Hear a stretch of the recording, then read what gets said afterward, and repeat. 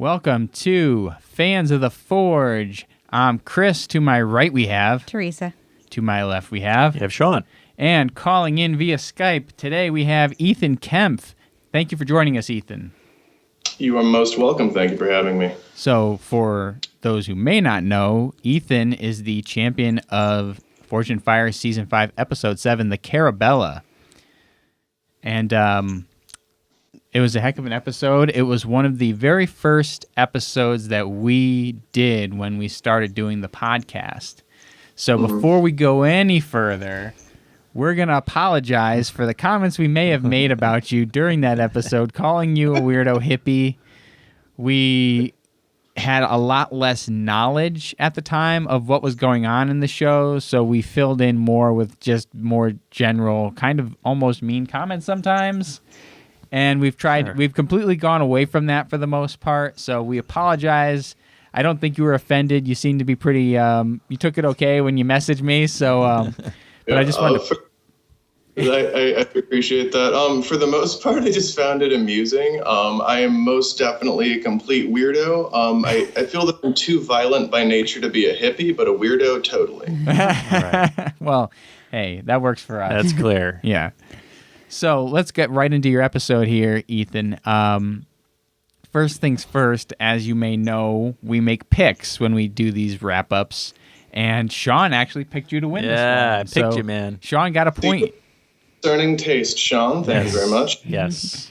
So when you found out that you were going to be on the show, or like I'm sure you had to go through, the regular process of auditioning or talking to people there, but when you had the general idea you were going to be on the show, did you do anything specifically to prepare for the competition? I did a lot to prepare for the competition.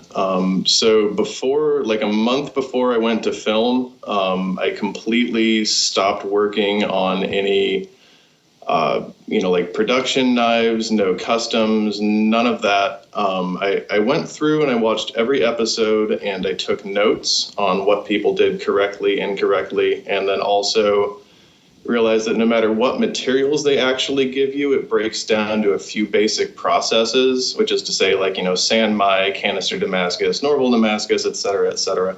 So I made a flow chart of, like, say if they wanted me to make a chopping blade and they gave me canister, these are the next 20 steps I have to do. If they want a stabbing knife, these are the next steps I have to do. And then tried to plan for pretty much every contingency that I've seen on there. I went to a master smith, another Forge and Fire champion, Nick Marcelja of Red Troll Forge, down in Vancouver. And I had him teach me canister Damascus and cable Damascus, and then also kind of up my normal pattern welding game. And then I practiced speed forging, especially like just strange things like, what crowbars and barbed wire, like what have you, just practiced making that really fast. And then I also timed myself with every aspect of building a knife to more or less the specs that they want. So that way I would know to usually within 2 or 3 minutes exactly how long it would take me to do a given process so I could have better time management. I prepared. Cool. Yeah, so that's good. So we've talked to some people that went in with zero planning and just showed up and still won. So it's interesting how that works out sometimes. Or have you ever used any material like a chain and sprocket prior to going on the show? It seems like yes, since you did a lot of preparation. One would think so, but no, that was like the one thing that I was like, oh, surely not chain. I don't know. I mean, I went there looking for like just a fun new challenge, and I definitely got that. I didn't panic overly much upon seeing it. Just really a lot of cogs started turning. So, you and Liam attempted Sandmai, but had some difficulties. Can you talk about that a little bit? Indeed. So I had difficulty getting the chain welded together in large part because of the amount of grease in it. Normally, if I have something greasy or like gunky, I'll soak it in some like muriatic acid or gasoline or something for a couple of hours to dissolve all of that. Obviously, I didn't have the opportunity to do that on Forged in Fire. So as I was drawing it out, I wanted to use the chain as the sides because it had voids, it had flaws, and I didn't really trust its structural integrity. But I ended up completely screwing the pooch on like probably the last foot of weld, and I needed two 18-inch sections. So I just basically cut the most valid section out of that and just did two due to necessity. At one point, you had mentioned that you thought the sprocket would be harder or harden better than the chain. Had you done a spark test on the materials while you were in the forge?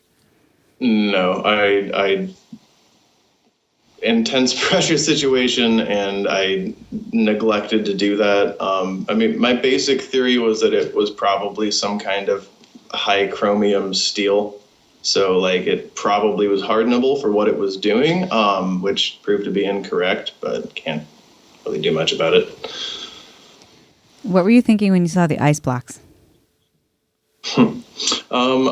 I was really excited. I made my knife the best that I possibly could under the circumstances, and I was just excited to see Jay Nielsen go absolutely ham and try to break my knife. So, Ron's blade broke during the ice block chop, and so you and Liam moved on to the final round to make Karabela. What was that kind of feeling in that moment when you I guess realized that you're moving on? Did you just, I mean, you kind of had to feel bad for Ron, but at the same time you're moving on to the final round. Totally.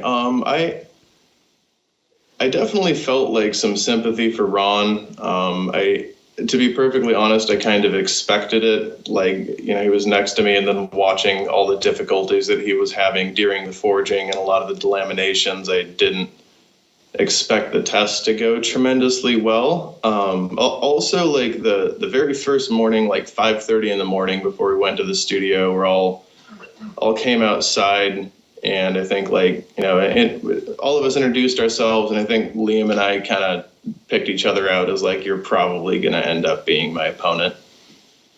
Oh. No offense to Ron and Evan, but I don't know what happened. Well, Evan was really cocky on his interview. He said, "Yeah, I got these guys. They, I'm gonna.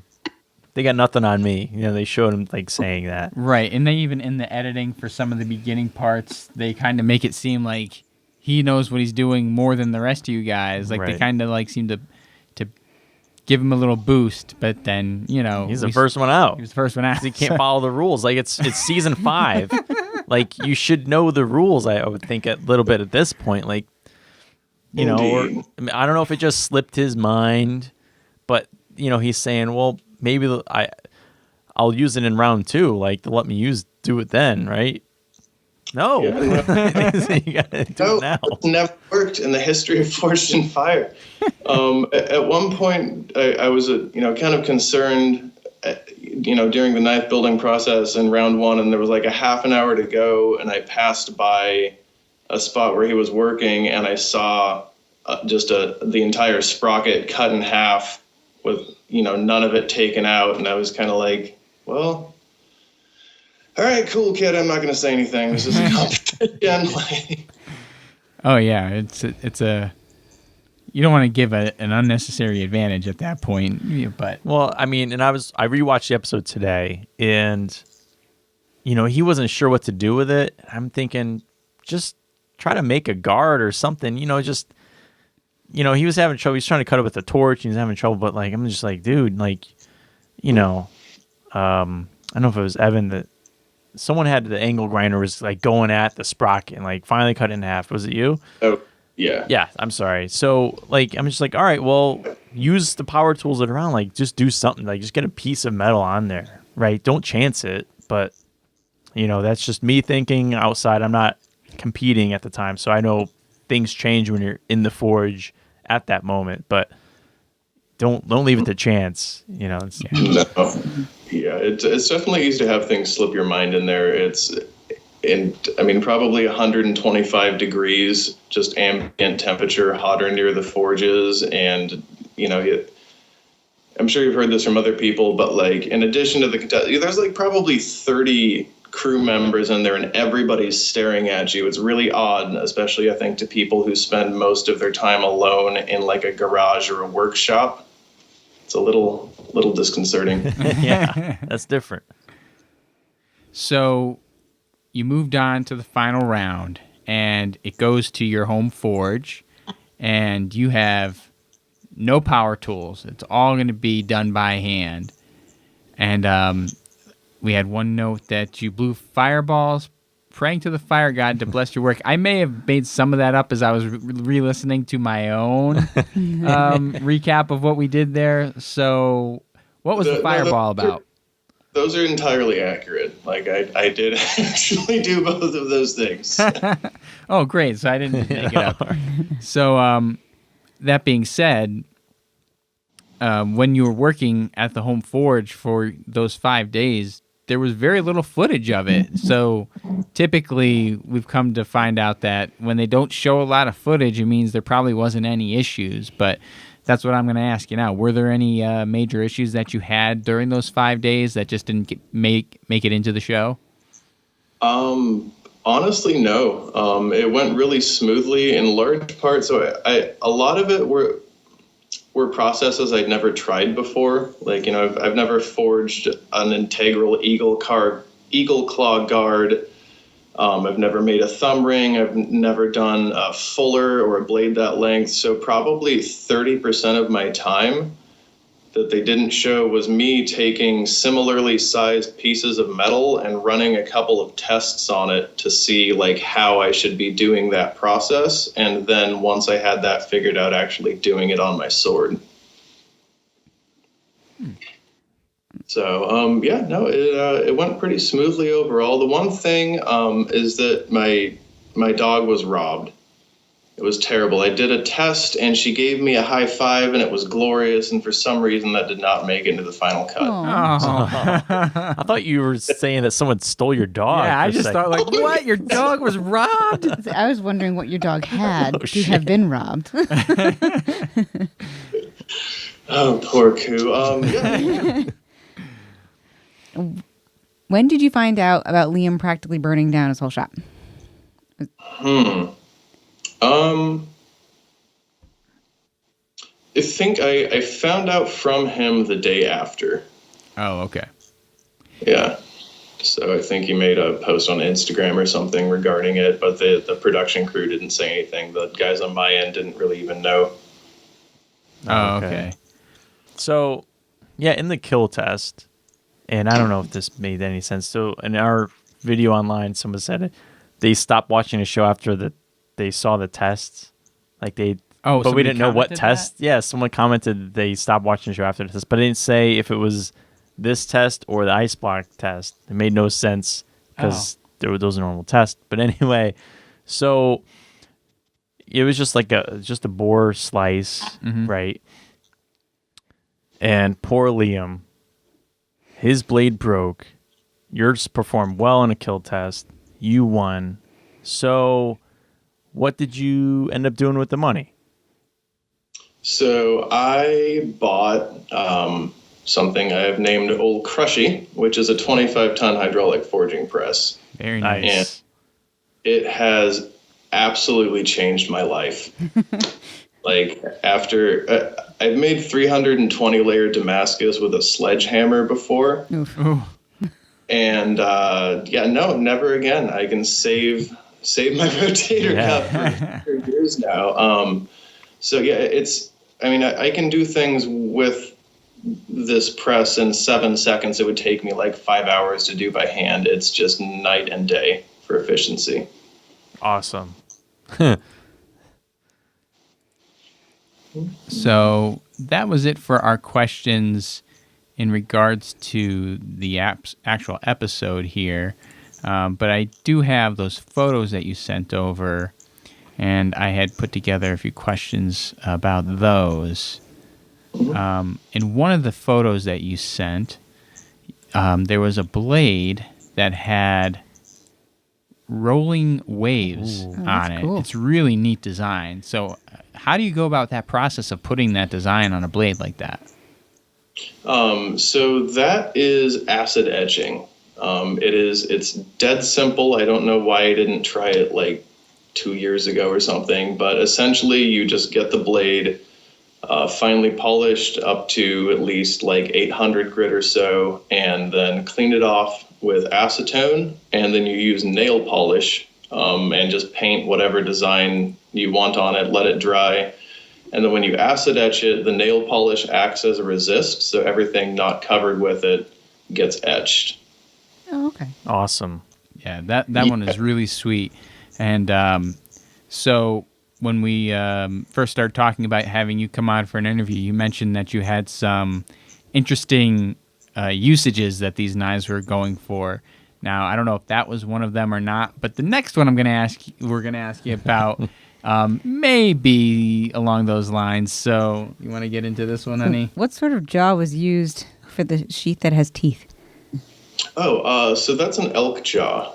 I do a lot of like hiking and practice wilderness survival skills, so I tend to be out in the forest a lot. And somewhat south of where I am, there's like this absolutely huge coyote den underneath a very large fallen cedar tree, and it's just kind of a elk graveyard in front of it. So I went there, my dog started really sketching out, so we just kind of grabbed like a couple skulls and some jaws and booked it, but that's where that from. Oh, that's sick. It's a really crazy looking blade, and even the blade itself has such a cool design on it. Almost, it reminds me of like the skull of something once the teeth have come out, like almost the sockets of the teeth a little bit there. And then to have it go into a sheath that has the teeth on it. When I first saw that picture, I'm like, what the hell is this thing? What's happening? This is madness. There's a blade. The picture is taken, it looks like it's on top of, well, is that supposed to be a fungus sheath or something? Like, what is that? He doesn't know. Yeah, so the sheath is actually made from 2 different funguses. Oh. It was made for, there's a famous mycologist who lives in my area. And so I made the sheath out of it's called a red-belted polypore, which is kind of the black one in the background, and the shiny red piece is a reishi mushroom. And so I was just kind of playing around with like artist's conch, and I realized that if you get a large enough one, dry it out and cut it, it works almost like a soft maple. Like it's very, very dense. So yeah, I did that, and then the handle on it is fossilized whalebone inlaid with abalone, and then the pattern of the Damascus is a play off of raindrop. If you look really closely, there's the outline of a mushroom in the Damascus, and then the other side of it has like 3 more. They're a little bit abstract, but they're there because of who the client was. Oh, okay. Very cool. It's funny when you say a famous mycologist. I only know of one famous mycologist that I've ever heard of named Paul Stamets. It wouldn't be Paul Stamets, would it? It would be Paul Stamets. No kidding. That's awesome.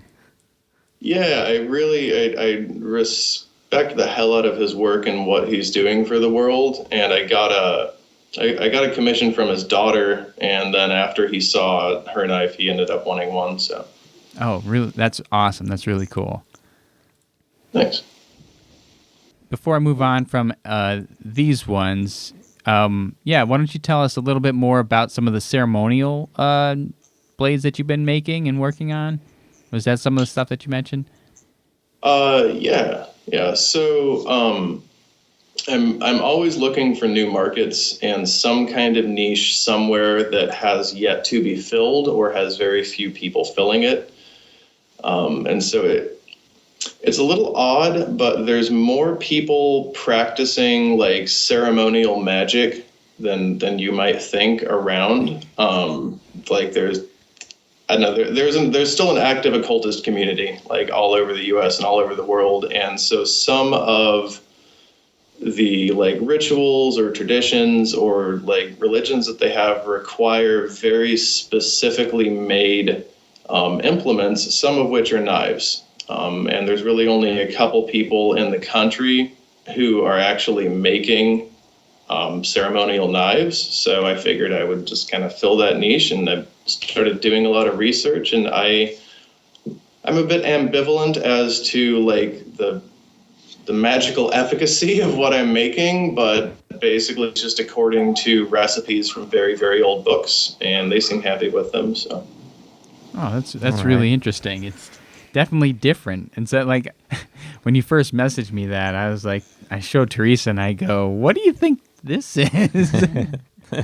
But no, that's cool. That's it. That's a very a neat space to get into, I think, for that sort of crafting. Yeah. Are you currently a part-time or full-time bladesmith? So I am a full-time bladesmith. I've been full-time since last May. And so as of like right now, I've been at it for about 2.5 years. So, cool. Started yet. And how did you get into bladesmithing? I've loved knives, edged weapons, any like, fantasy kind of medieval like media and books since I was a small child. I've been collecting knives and using them since I was probably 6. And so I used to, when I was a kid, I always tried making knife-shaped objects. They weren't, valid knives, but I tried as an 11-year-old or what have you. And then, I guess about 3 years ago, a friend of mine had an old coal forge that was sitting around that he hadn't used in many years, and he gave it to me as a birthday present, and I started kind of just dinking around with it, and then over the course of a year, collected or built or scrounged all the other equipment I needed and just started going at it, and I've been hooked since I started. Cool. Very nice. So, how do you get most of your customers? A decent amount of it is word of mouth. I go to a lot of different like festivals, vending venues. So like, whether it's a music festival or a fair or a holiday gift show or what have you, and I vend. If it's outdoors and the weather is decent, I always try to do a demonstration. Usually I'll forge some swords or something just very eye-catching that will actually make people stop, and then I funnel them in towards my wife, who's great at hustling, and she sells them knives. Nice. So that's part of it. I'm afraid that I'm a bit of a Luddite, so my social media game isn't really, super on point. I'm learning still. And just like I do Craigslist advertisements for classes because I teach. So that's, Cool. How many projects do you have going on at one time? Oh, Lord. Looking at my rack of unfinished knives, there's probably like 20 things hanging on there.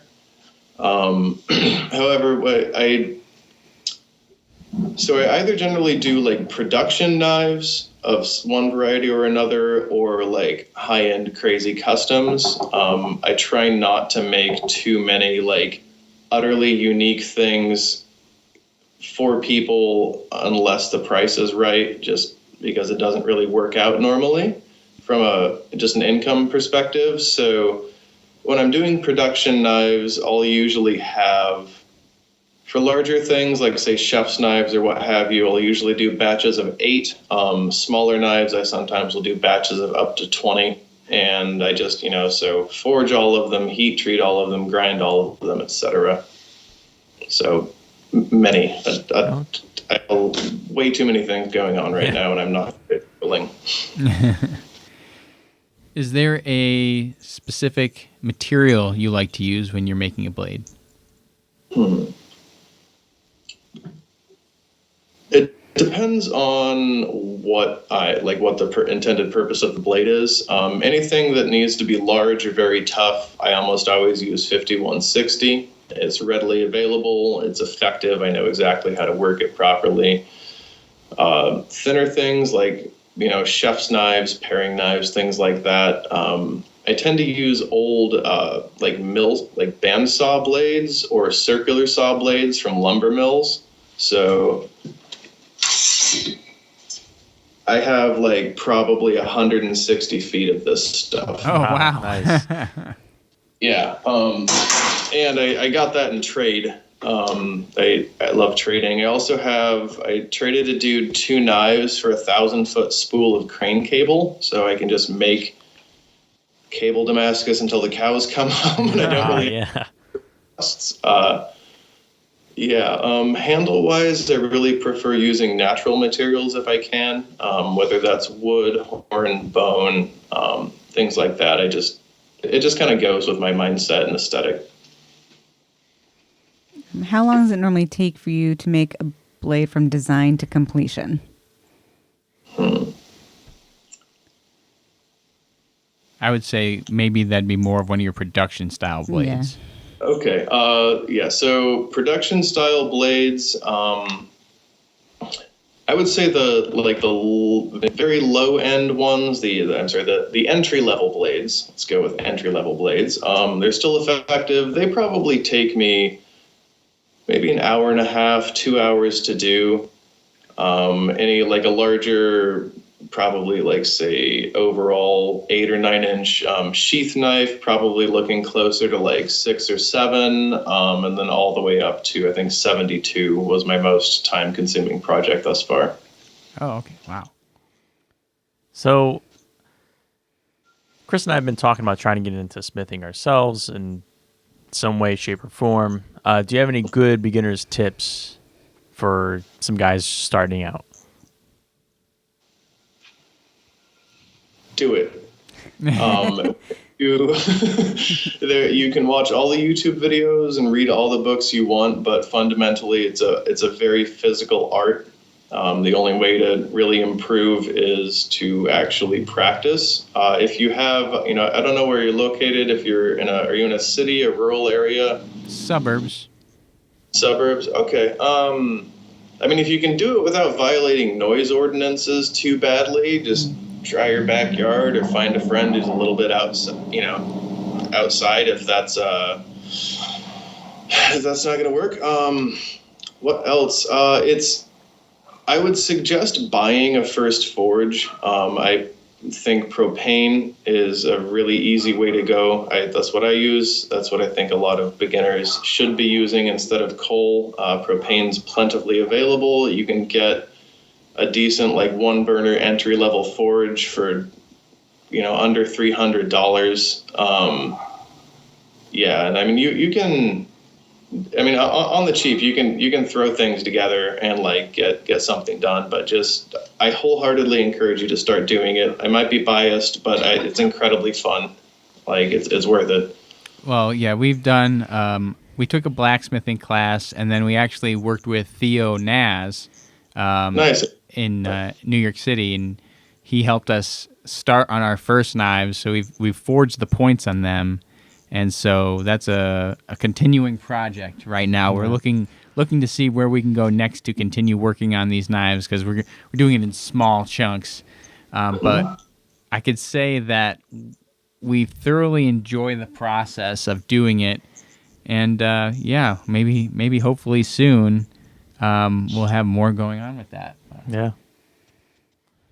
I like your tip. You just need to get into it. Yes.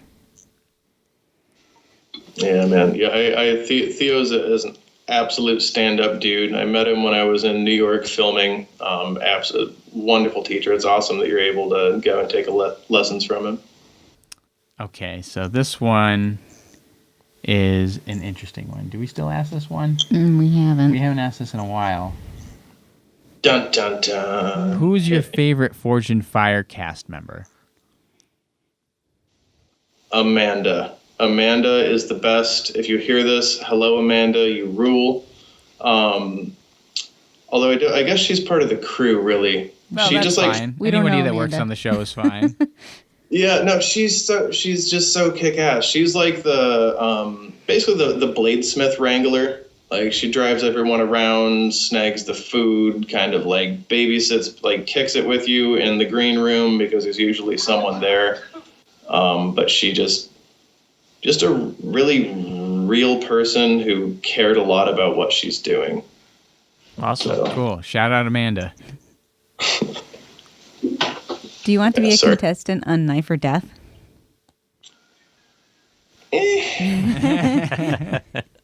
I mean, I think it would be incredibly fun.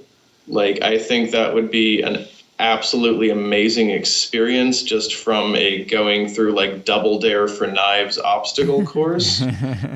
But it's a little bit too flashy for my tastes. I hear you. I would say that. Have you ever been to the Blade Show?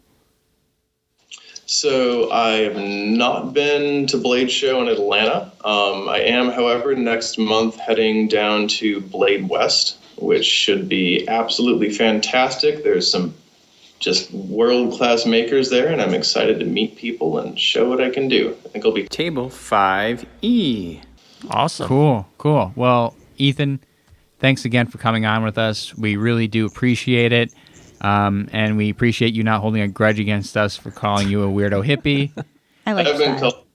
Dude, just stop bringing it up, man. So thanks again. And everybody that's watching, please check out Ethan at the Blade Show West and see him there. And then you are Kempf Forge on Instagram. Yes, so just to, so it's KEMPF as in fire, and then the word forge. People forget the F. That's how you can find me. 2 F's. Got it. Yes. All right. Well, hey, thank you so much for having me on. I appreciate it, and keep doing what you're doing. Weirdo hippie out. Thanks, man. Thanks, man.